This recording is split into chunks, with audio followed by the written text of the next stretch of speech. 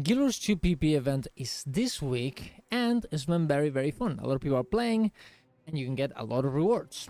I've been playing a lot as well, and I'm gonna try and tell you the best and easiest builds that I found so you can maybe pick one of those or choose which other ones you should try. Subscribe to the channel for more content like this and let's get into it. So usually when I want to get a build, I go here to mettabattle and I just check everything here. I see for something that, a spec that I like, a weapon that I like, and I go for that one, right? But today I'm just gonna tell you the ones that really are, doing pretty well, and I really found very fun to play and very good for new players.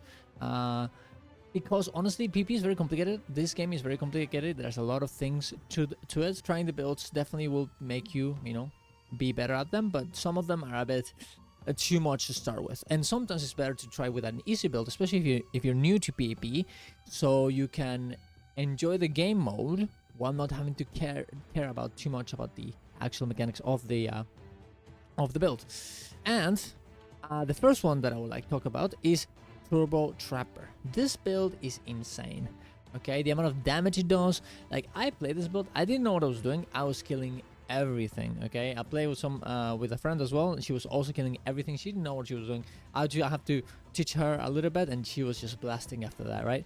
So this one just the main thing is that you put your traps in, you pull your enemies into traps, they die. That's the main thing. You can also use your longbow 2 to destroy everyone, but that's the main thing. You can also, with your shield 5, you will be able to push them out of the test of faith, and you do a little bit of damage. So ideally what you want to do is, Berseker of blades, boom, pull them in with your F1, and then boom, do damage, keep on test of faith, and at the end, after the Berseker of blades attack is done, you want to push them out with your shield of absorption.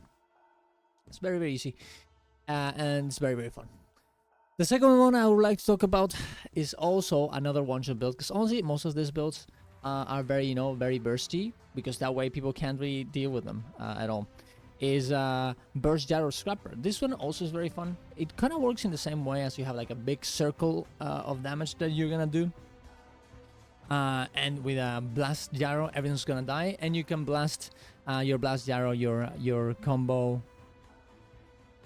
field with Rocket Charge, and this way you just do an insane amount of damage. You also have Function Gyro on F5 that will make people revive around you, and you have your grenades as well to do big damage and your grenade barrage, your F2, that also will do good damage.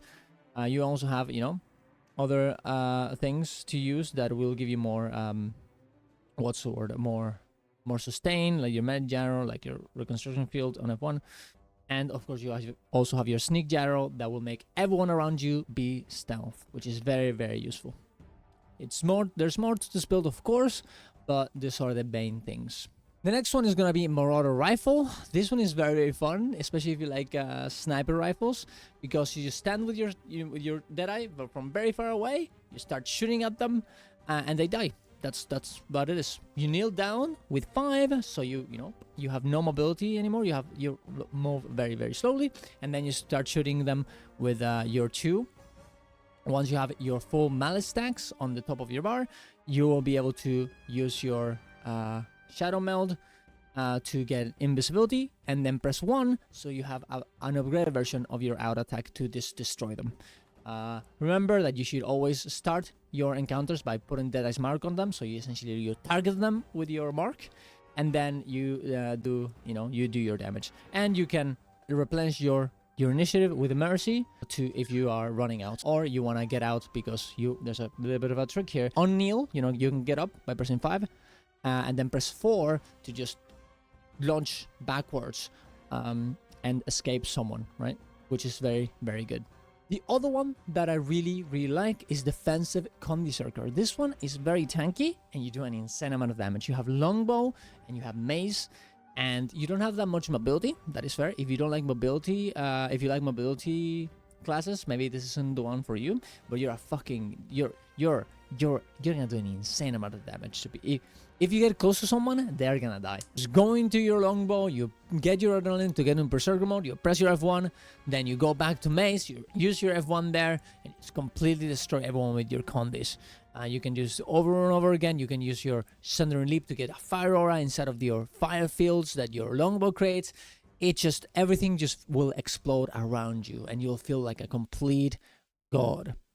You also have blocks in Mace Sword if you need some defensives, but it ends up being very, very good.